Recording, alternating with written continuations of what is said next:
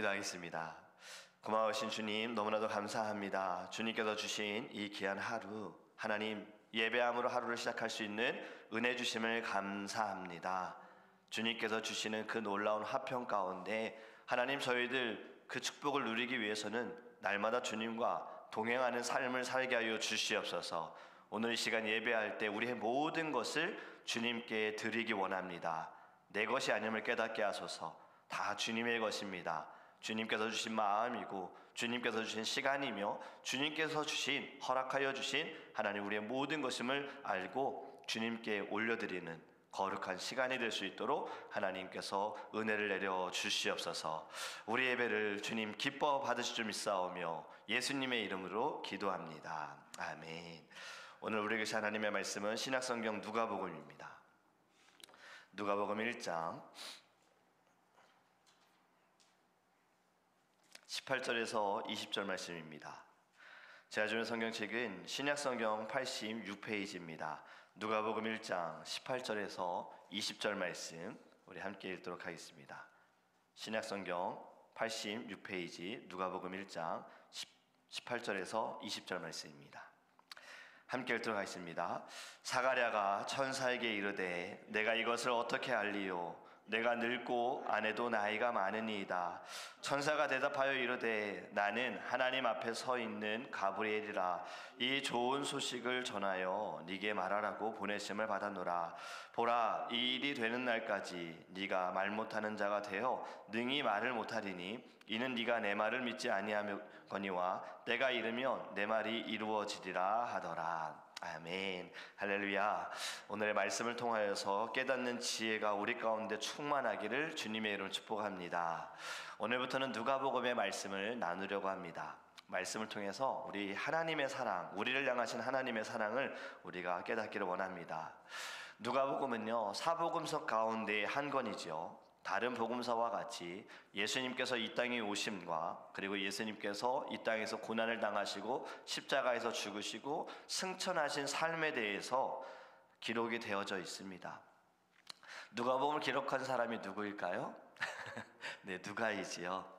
마태복음은 이제 읽는 대상이 좀 다릅니다. 마태복음은 유대인을 대상으로, 마가복음은 로마에 있는 크리스찬을 대상으로, 누가복음은 헬라에 있는 이방인들을, 그리고 요한복음은 전 세계에 있는 크리스찬들을 향한 말씀이다라고 생각하시면 돼요. 그래서 같은 내용이지만 조금씩 집중되어진 것이, 디테일함이 조금의 차이가 있습니다. 이 누가복음을 기록한 누가는요, 바울의 동역자이고요, 또 그의 직업은 의사입니다. 그래서 우리가 사복음서를 읽다 보면은 같은 사건과 같은 내용이어도 누가복음에서는 병에 대해서 조금 더 자세하게 이야기를 하고 있습니다. 1장을 좀 다 살펴보면 마태복음의 1장은 예수님의 족보로 시작을 합니다. 마가복음의 1장은 세례 요한이 복음을 전하고 세례를 베푸는 것으로 시작을 하고, 누가복음의 시작은 누가가 데오빌로 각하에게 문안을 하면서 편지를 쓰고 세례 요한의 출생에 대한 소식으로 내용이 시작됩니다. 그리고 요한복음은요, 예수님이 말씀이다라는 것을 선포하며 시작이 되어져요. 그래서 요한복음 1장 1절의 말씀이 태초에 말씀이 계시니라, 이 말씀이 하나님과 함께 계셨으니 이 말씀은 곧 하나님이시니라, 말씀이 곧 하나님이시다라고 선포합니다. 자, 이제 누가복음의 말씀 우리 같이 보면 오늘 본문의 내용은요, 가브리엘 천사가 제사장인 사가랴에게 와서 기쁜 소식을 전해줍니다. 그 기쁜 소식은 너가 아들을 낳을 것이다 예요. 13절의 말씀을 보면 이러한 내용이 있습니다. 너의 간구함이 들린지라 라고 가브리엘 천사가 이야기를 하는데, 지금 이 내용을 보면 사가랴가 하나님께 기도했다는 거죠. 하나님, 우리의 가정에게 아들을 주세요, 자녀를 낳게 해주세요 라고 기도했어요. 그런데 막상 사가랴에게 천사가 나타나니 사가랴는 보고 놀라며 두려워합니다. 여러분들 어떨 것 같습니까? 여러분들이 늘 기도할 때마다 주여, 주의 음성을 듣기를 원합니다 했는데 갑자기 여러분도 혼자서 교회에서 기도하는데 누군가의 소리가, 주님의 음성이 들릴 때 여러분 그것을 주님의 음성으로 들으실 수 있습니까? 아니면 누가 왔나 하고 뒤돌아보지 않으시겠습니까? 어쩌면 우리는 사무엘처럼 하나님께서 사무엘아 사무엘아 부를 때 그것이 하나님의 음성으로 그가 깨닫지 못하고 엘리 제사장에게 달려갔던 것처럼 우리도 주여 주의 음성을 듣게 하소서, 주님을 보기 원합니다 했는데 막상 주의 음성을 듣고 주님을 봤을 때 우리도 사가랴와 같은 반응을 하지 않을까, 겁을 내고 두려워할 수 있다는 거죠. 이렇게 무서워하는 사가랴에게 천사가 달래주면서 이야기를 합니다. 하나님께서 너의 기도를 들으셔서 너와 엘리사벳에게 아들을 낳을 것이다. 그 이름을 요한이라 지어라 라고 말씀해요. 아들을 낳음으로 인하여서 너도 기뻐하고 그리고 요한의 출생으로 인해서 모두가 기뻐하게 될 것이다 말씀을 하는데 15절과 16절에 요한이 어떤 사람이 될 것인지 이제 가르쳐 줍니다. 이는 그가 주 앞에 큰 자가 되며 포도주나 독한 술을 마시지 아니하며 모태로부터 성령의 충만함을 받아 이스라엘 자손을 주 곧 그들의 하나님께로 많이 돌아오게 하겠습니다. 아멘. 여러분, 이 사복음서가 기록되기 이전에 말라기 이후에 400년의 공백기가 있습니다. 암흑기라고도 하고 침묵기라고도 합니다. 하나님께서 침묵하셨고 어떠한 선지자도 보내지 않으셨고 이때에는 성경에 기록할 만한 어떠한 내용도 없었던 거예요. 그런데 말라기 하나님께서 그때 엘리야와 같은 선지자를 보내실 것이다 라고 말씀하셨고 바로 그가 오늘 나오는 세례 요한입니다. 세례 요한의 사명이 무엇입니까? 예수님께서 이 땅에 태어나시기 전에 사역을 하시기 전에 세례 요한은요 예수님의 길을 예비하는 사명을 받은 거예요. 주의 길을 여는 사명을 받은 거예요. 그래서 사명을 받은 요한은 태중에서부터 성령 충만하였다. 여러분, 이것도 참 은혜인 것입니다. 어떻게 아이가 성령 충만할 수 있겠습니까? 어떻게 아이에게서 성령의 은사가 나타날 수 있겠습니까? 하지만요, 여러분, 태중에 있는 아이들도요 성령 충만하고요, 아이들도요 말씀을 통해서 깨닫게 되어지고요, 아이들도요 기도할 때 놀라운 하나님의 은혜를 경험하게 됩니다. 여러분들은 어저께 기도하셔서 못 보셨겠지만 어제 이제 집에 가서 이야기를 들었는데요, 저희가 어제 기도할 때 주여 주여 외쳤잖아요. 어제 이든이가 주여 할 때 갑자기 손을 들더래요.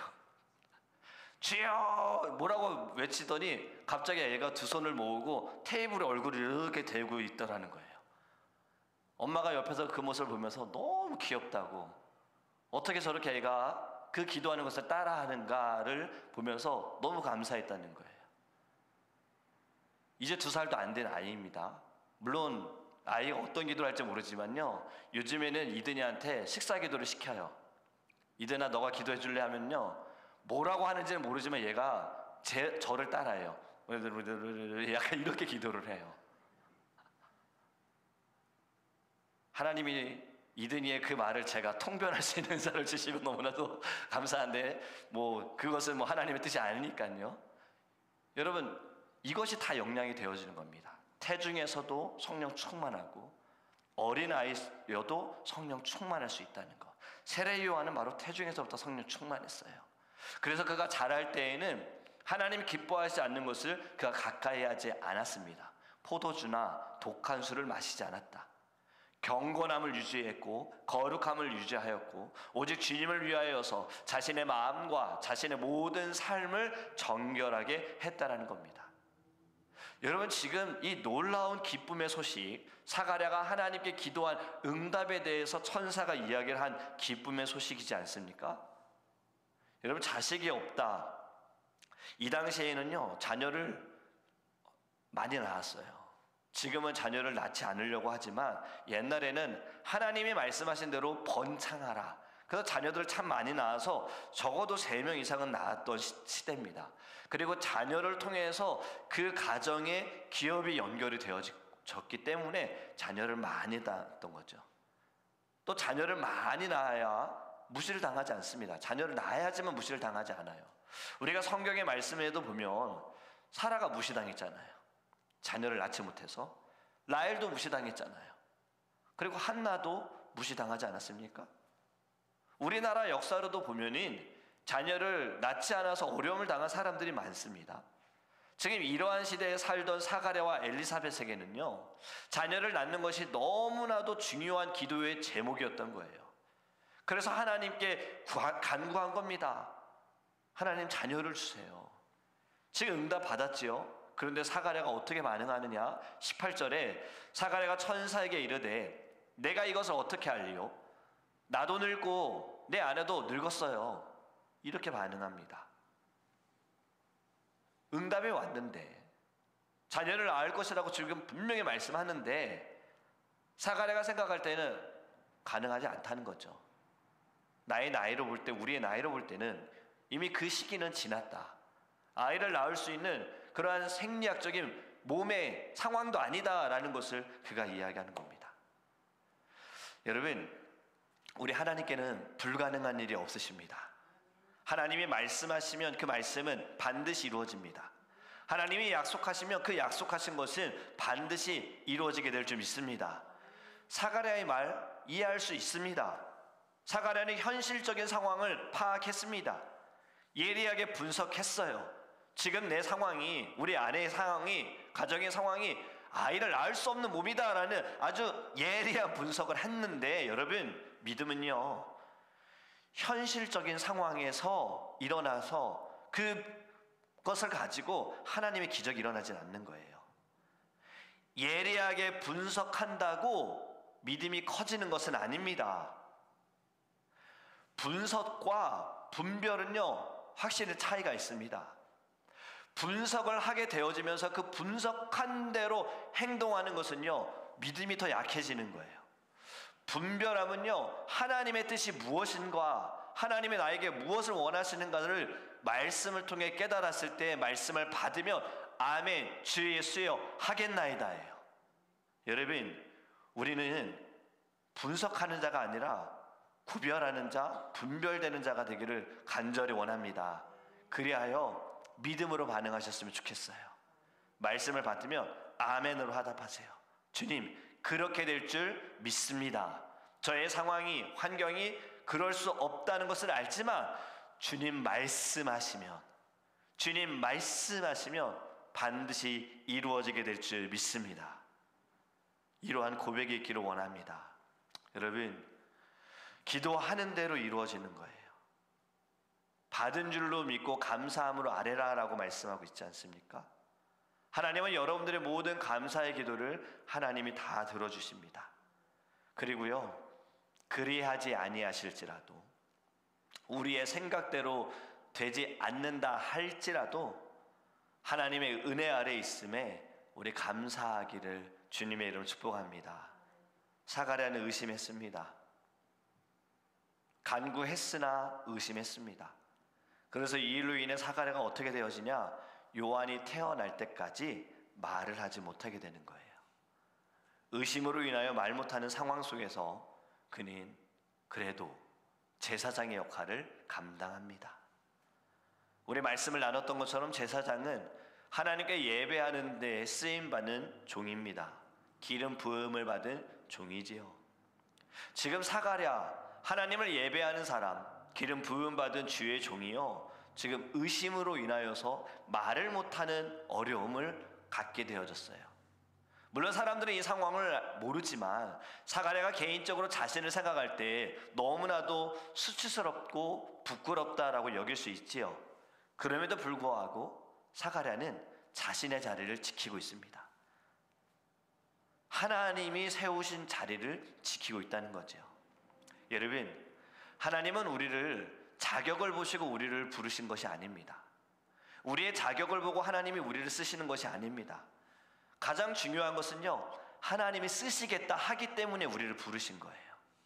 하나님이 내가 너를 사용하겠다, 내가 너를 불렀다, 내가 너를 쓰겠다, 하나님이 결정하셨고 하나님이 이끄셨기 때문에 우리는 사명을 받았고 하나님의 자녀가 된 것입니다. 자격으로만 생각한다면요, 쓰임받을 수 있는 사람이 이 세상에 아무도 없습니다. 자격으로만 생각하면 저도 이 자리에서 말씀을 전할 수가 없어요. 단 하나, 하나님의 부르심에 순종한 거예요.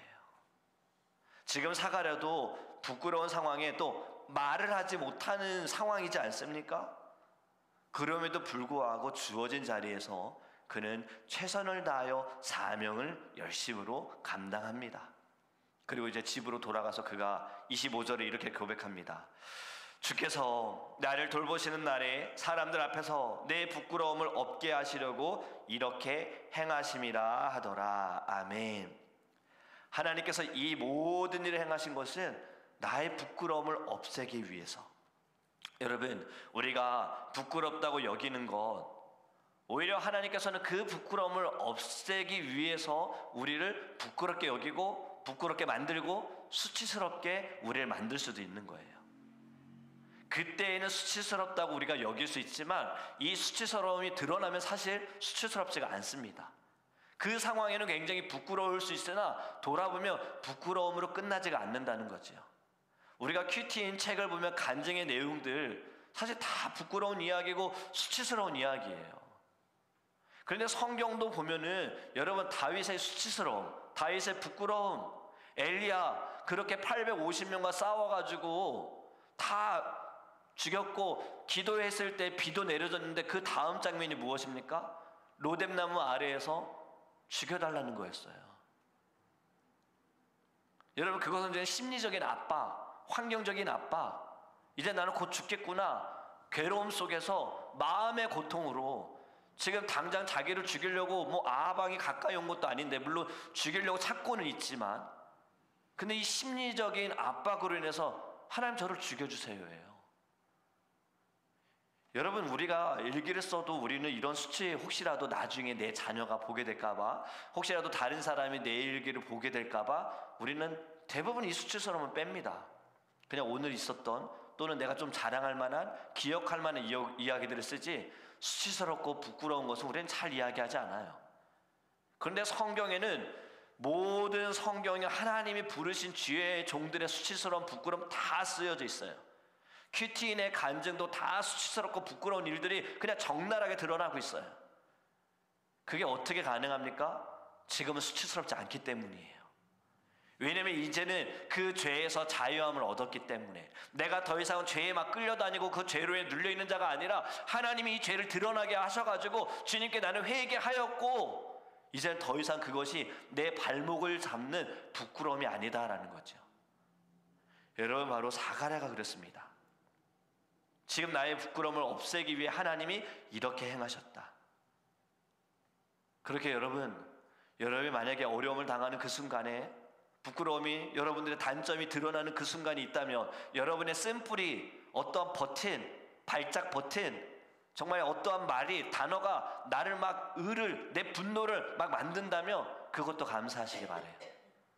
이것이 나의 약점이구나. 이것이 나의 약함이구나. 그럼 그것을 가지고 주님께 해결받아야 합니다. 주님이 이것을 풀어주세요. 주님 더 이상 제가 이것으로 끌려다니지 않게 해주세요. 주님 자유하게 해주세요. 여러분 말씀을 맺습니다.